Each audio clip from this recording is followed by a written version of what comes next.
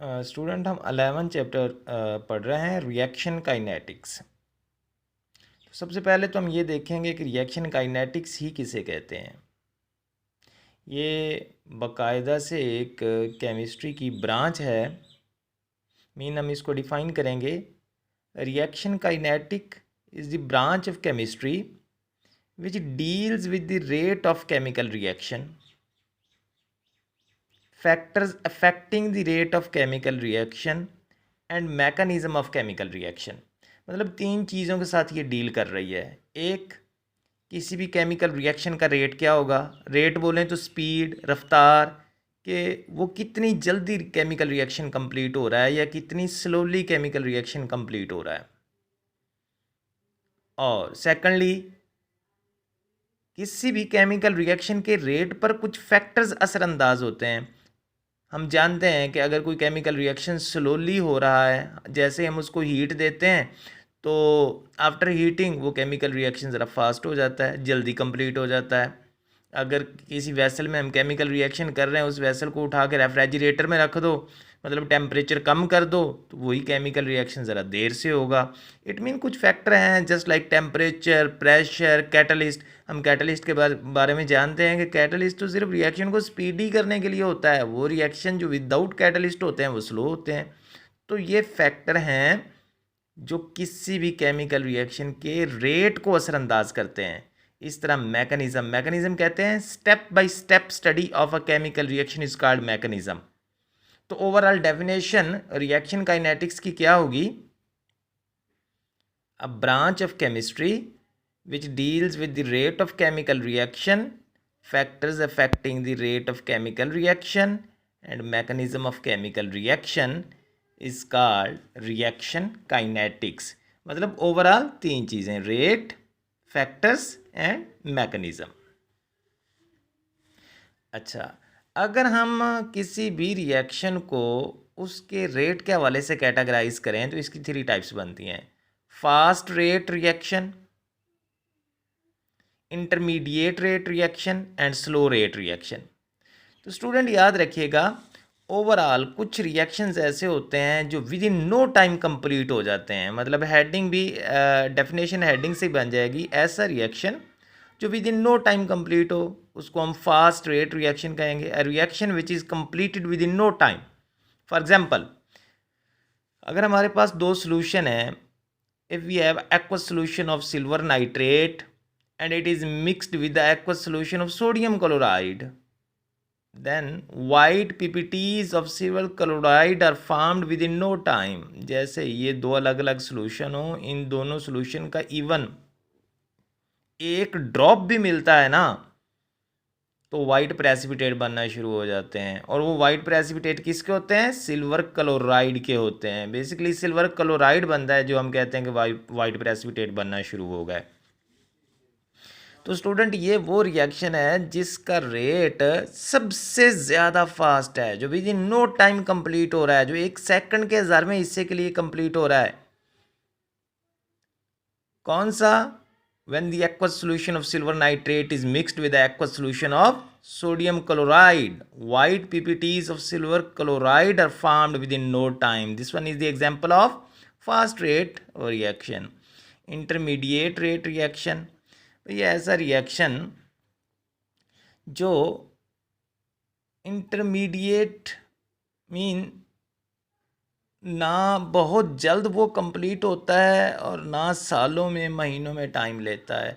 अगर हम रफली देखते हैं तो वही ऐसा रिएक्शन जो आवर्स से लेके डेज तक जाता है, मतलब जो चंद घंटों में कंप्लीट हो, कुछ दिनों में कंप्लीट हो, तो ऐसे रिएक्शन को हम इंटरमीडिएट रेट रिएक्शन कहेंगे। A reaction which has whose rate is intermediate, that reaction is called intermediate rate reaction। तो इसके आप एग्जांपल देंगे हाइड्रोलिसिस ऑफ एस्टर, कि जब भी हम एस्टर की हाइड्रोलिसिस करते हैं तो प्रोडक्ट कार्बोक्सिलिक एसिड बनता है और अल्कोहल बनता है। खैर ये अलग की बातें, आप लोग जस्ट हाइड्रोलिसिस ऑफ एस्टर कहेंगे। और रफली जानने के लिए कि इंटरमीडिएट रिएक्शन कौन से होते हैं, ऐसे रिएक्शन जो घंटों से दिनों तक कंप्लीट होते हैं, मतलब एक रिएक्शन है 4 घंटे में कंप्लीट होता है, इंटरमीडिएट रिएक्शन है 2 आवर्स में 1 आवर में कंप्लीट होता है, इंटरमीडिएट रेट रिएक्शन है, इवन हाफ एन आवर में कंप्लीट होता है, इंटरमीडिएट रेट रिएक्शन है। क्योंकि जो फास्ट रेट रिएक्शन होते हैं वो तो within no time complete हो रहे हैं, तो उनके अलावा फिर मतलब जो रफ जो कैलकुलेशन की गई उसमें आवर्स से डेज तक का बताया गया है। इवन हाफ एन आवर भी इसी में ही आता है। 2 दिनों में, 3 दिनों में, 4 दिनों में, 1 वीक तक जो कंप्लीट हो रहे हैं वो इंटरमीडिएट रिएक्शन होते हैं।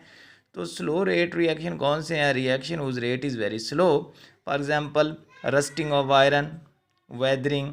अब देखें कि जो जंग का लगना है, अगर हम लोहे का एक छोटा सा पीस भी लेते हैं ना और उसको ओपन एटमॉस्फेयर में रख देते हैं ताकि इस पे वाटर वेपर गिरें और इस रस्टिंग का प्रोसेस इस पे स्टार्ट हो जाए, तो जंग लगना इसको थोड़े दिनों में ही शुरू हो जाएगा। लेकिन जितना हमने पीस लिया हुआ है ना, उस सारे पीस को जंग लगने का प्रोसेस जो है वो तकरीबन सालों में कंप्लीट होगा।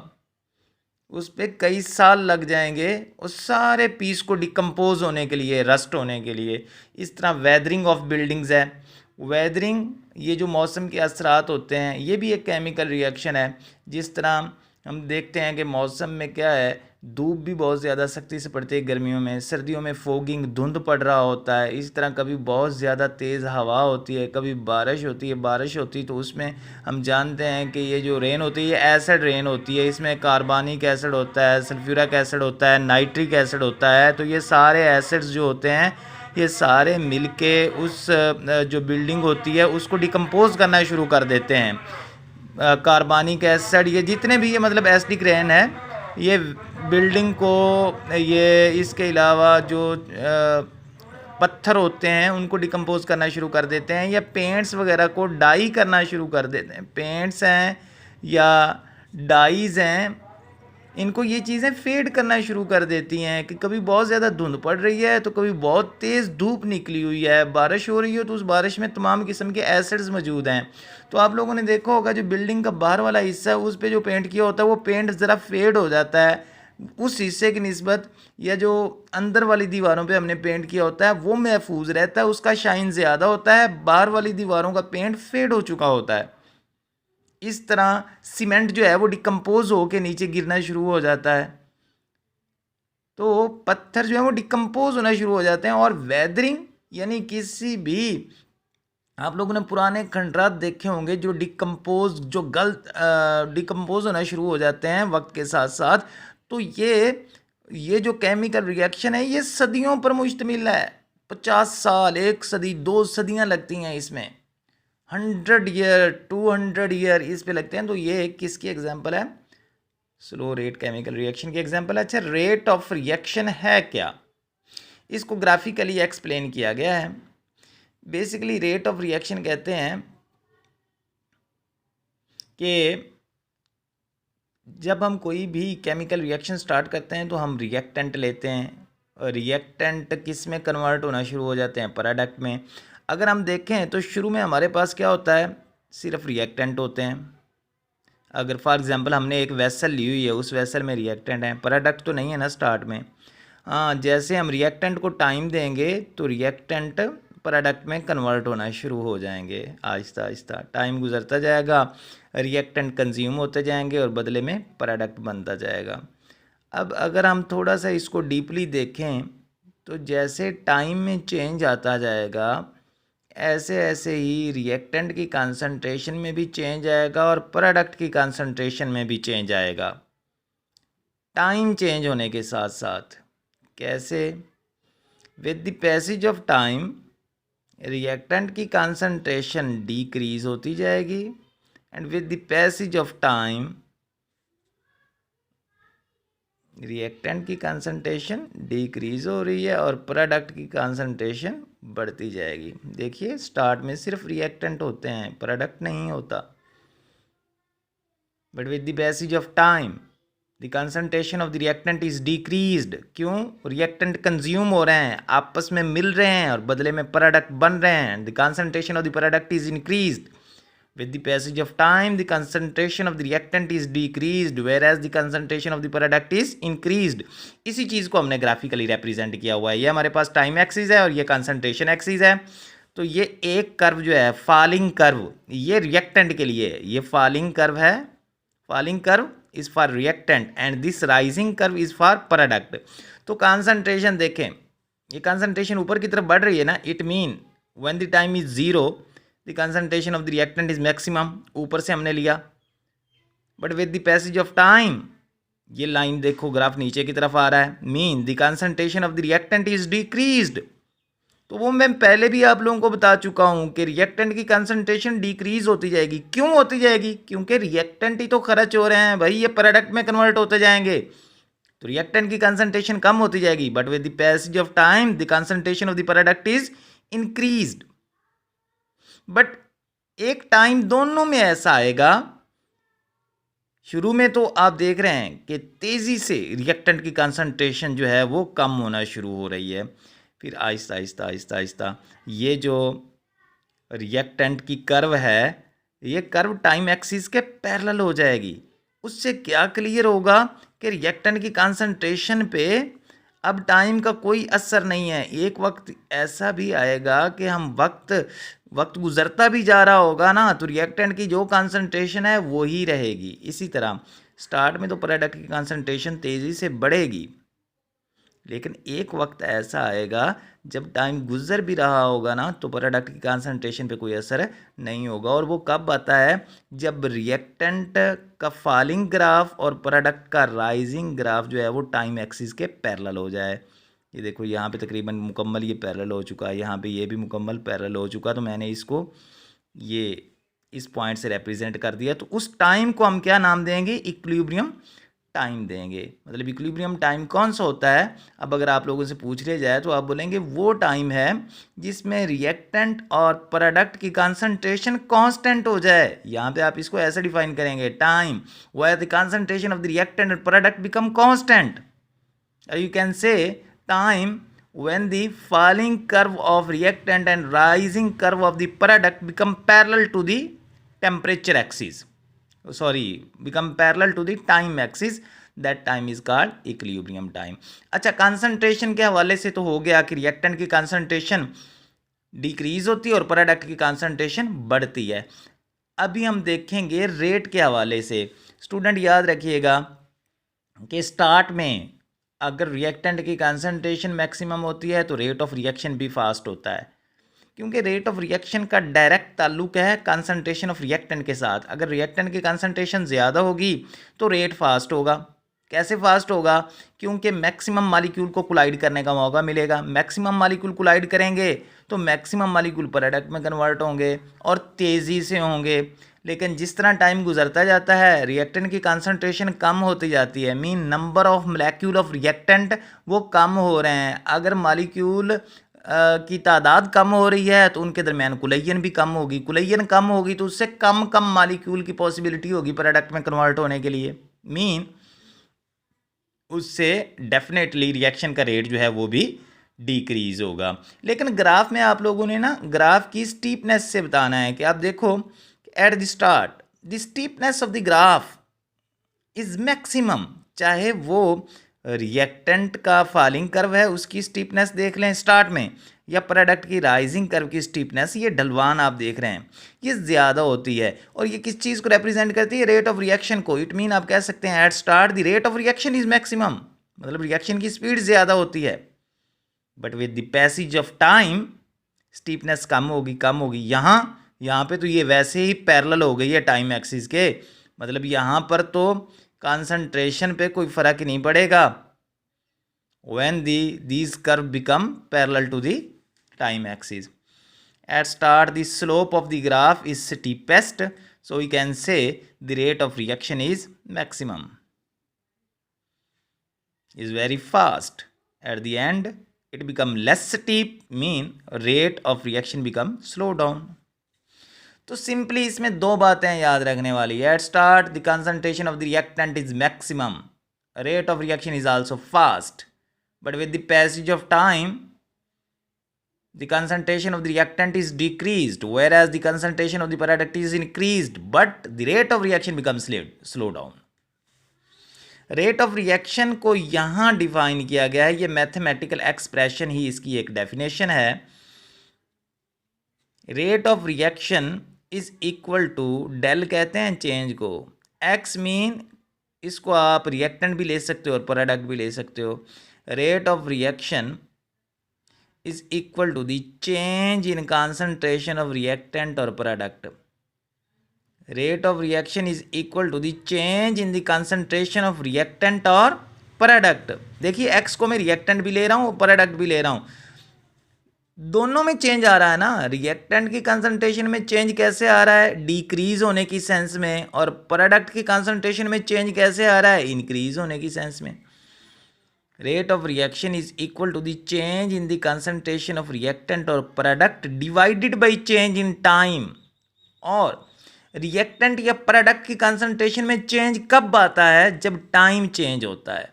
You can say rate of reaction is defined as change in the concentration of reactant or product with respect to change in time, और you can say divided by change in time. इसकी unit क्या होगी, देखिए x की unit तो मोल पर DM cube है और टाइम की यूनिट सेकंड है. ओवरऑल रेट ऑफ रिएक्शन की क्या बन जाएगी, मोल पर डीएम क्यूब पर सेकंड.